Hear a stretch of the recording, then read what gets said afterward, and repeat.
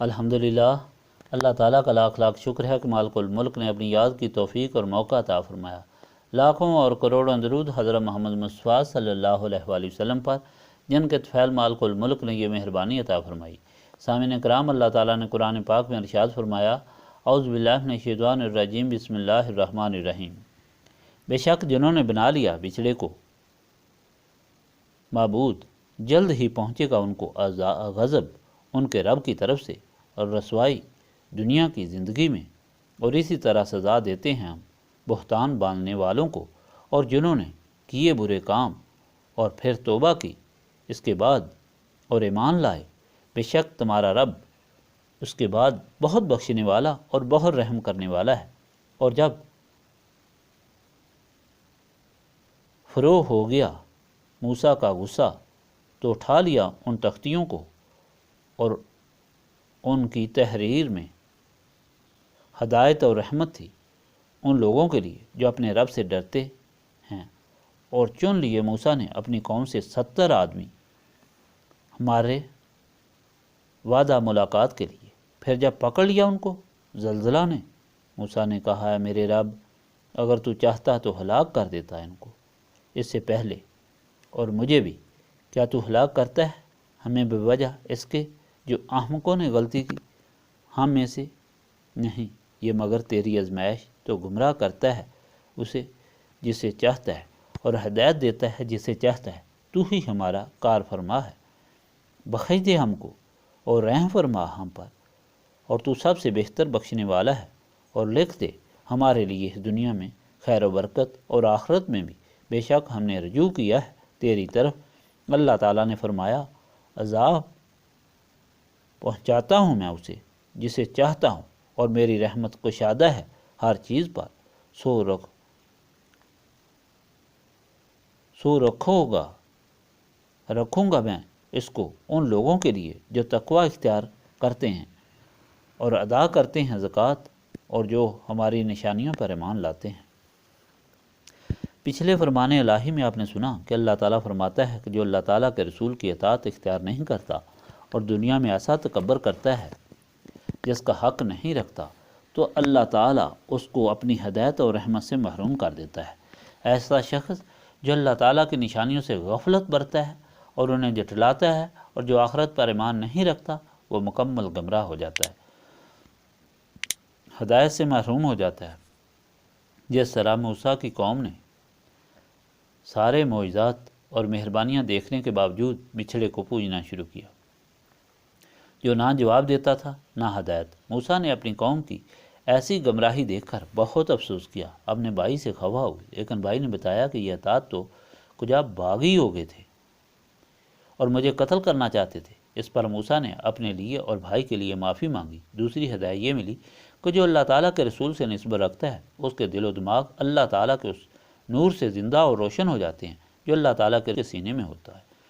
اور اس کی بڑی مثال یہ ملی کہ سامری نے جب دیکھا کہ جبرائیل جس گھوڑی پر سوار تھے اس کے پاؤں کے نیچے جو زمین آتی ہے وہ زندہ ہو جاتی ہے، اور اس نے وہ مٹی کنکریاں جمع کر لیں اور جب دھات کے بچھڑے میں رکھیں تو اس نے بولنا شروع کر دیا۔ تو گویا نسبت رسولی صلی اللہ علیہ وآلہ وسلم وہ عظیم دولت ہے جس کی بدولت مردہ زندہ ہو جاتا ہے، دل و دماغ کی تاریکی دور ہو کر روشنی ہو جاتی ہے، انسان کی عقل زندہ ہو جاتی ہے اور صحیح اور غلط میں تمیز کرنے کے قابل ہو جاتی ہے۔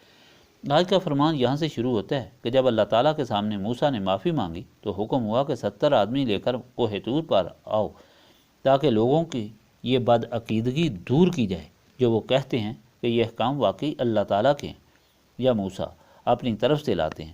اور جن لوگوں نے احسان فراموشی کی، اللہ تعالیٰ کے احسان بھلا کر بچھڑے کی پرستش کی، اور جس نے یہ سب کچھ کروایا یعنی سامری، سب کے لیے اللہ تعالیٰ کا حکم ہوا کہ یہ دنیا میں ذلیل و خوار ہوں گے اور آخرت میں جہنم میں جائیں گے۔ لوگوں نے جب بچھڑے کی حالت دیکھی تو اپنی غلطی سمجھ گئے۔ موسیٰ کے سامنے جب ہارون نے سارا واقعہ بیان فرمایا، اپنی سوائی پیش کی، تو موسیٰ کا غصہ ٹھنڈا ہوا اور معافی کی درخواست کی، اپنے لیے اور اپنے بھائی کے لیے۔ آپ نے سامری کو قتل کرنا چاہا، مگر اللہ تعالیٰ نے فرمایا یہ زندہ رہے گا اور عذاب میں مبتلا رہے گا، اور اس کو اس عذاب میں مبتلا کر دیا گیا کہ جو اس کو ہاتھ لگاتا اسے بخار ہو جاتا اور اسے خود بھی سخت بخار رہتا، لوگوں کی معافی کی درخواست پر حکم ہوا کہ سب ایک دوسرے کو قتل کریں، چانچہ بادل چھا گئے تاکہ ایک دوسرے کو پہچان نہ سکے۔ اس طرح سب نے ایک دوسرے کو قتل کیا، جو بچ کے ان کی توبہ قبول ہوئی، اور جو قتل ہوئے وہ شہید ہو گئے۔ موسیٰ کا جب غصہ ختم ہوا تو وہ تورات کی تختیاں جو الگ پھینک دی تھیں اٹھائیں اور لوگوں کو کہا، یہ ہے وہ قانون الہی جو تمہیں زندگی گزارنے کا طریقہ بتائے گا، اس پر چل کر تم نجات حاصل کرو گے۔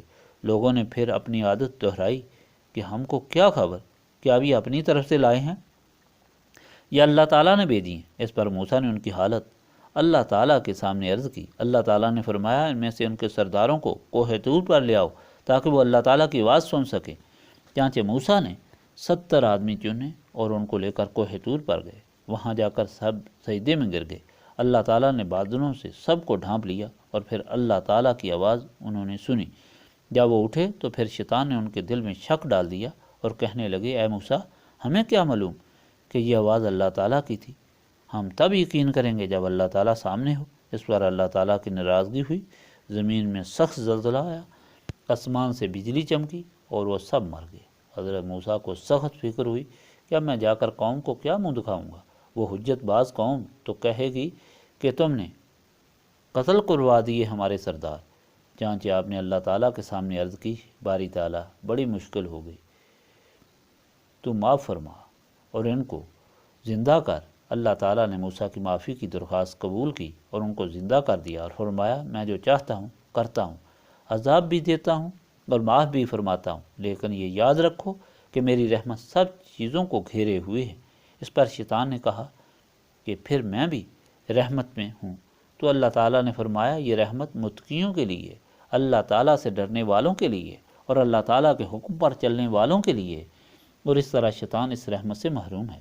اب دیکھ لیں کہ موسیٰ کی قوم بار بار اللہ تعالیٰ کی مہربانیاں اور نشانیاں دیکھ رہی تھی، لیکن ہر بار توبہ کے بعد اعتراضات کرتی تھی، اور اس طرح بار بار سخت سے سخت عذاب میں مبتلا ہوتی۔ اگر ان کو موسیٰ سے نسبت ہوتی، یعنی کامل غلامی نصیب ہوتی، تو موسیٰ کا صرف حکم ہی ہر چیز کے لیے کافی تھا۔ کبھی وہ کوئی حجت نہ کرتے، جس طرح نبی پاک صلی اللہ علیہ وآلہ وسلم کے غلاموں نے کبھی کوئی حجت نہ کی۔ حضور پاک صلی اللہ علیہ وآلہ وسلم کا فرمان ان کے لیے کافی تھا، اور اس پر عمل کرنا ان کے لیے سعادت تھا، جس کے لیے وہ بڑی سے بڑی قربانی دینے کے لیے تیار رہتے تھے۔ اس لیے بہتری صرف نسبت رسولی صلی اللہ علیہ وآلہ وسلم ہے، جس کو حاصل کرنے کے لیے یہ محفل ہے۔ یاد الہی سے سینوں کو پاک کر کے نسبت رسولی صلی اللہ علیہ وآلہ وسلم حاصل کرنے کی آرزو کی جاتی ہے۔ اللہم صلی علی سیدنا محمد وعلی آلہ وصحابہ صلاۃ تکون لنا امان من کل خوف، لا الہ الا انت سبحانک انی کنت من الظالمین، استغفر اللہ العظیم الذی لا الہ الا هو الحی القیوم واتوب الیہ، استغفر اللہ العظیم الذی لا الہ الا هو الحی القیوم واتوب الیہ، استغفر اللہ العظیم الذی لا الہ الا هو الحی القیوم واتوب الیہ، ربنا تقبل منا انک انت السمیع العلیم وتب علینا انک انت التواب الرحیم۔